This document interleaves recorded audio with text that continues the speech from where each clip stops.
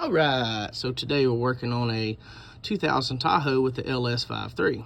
I put the Trailblazer SS intake on here, naturally, more horsepower. But when you do that, your stock intake has a fuel supply and a fuel return.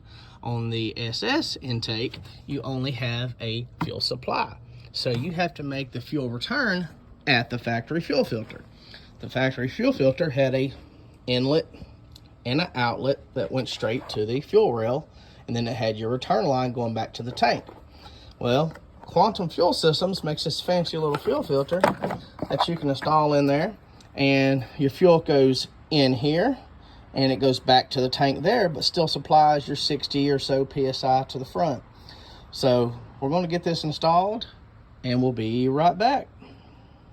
Right, so we've got it installed. There's your supply out to the fuel rail. There's your two fittings, one going in and one going out back to the tank. So let's fire this buddy up and see what it'll do.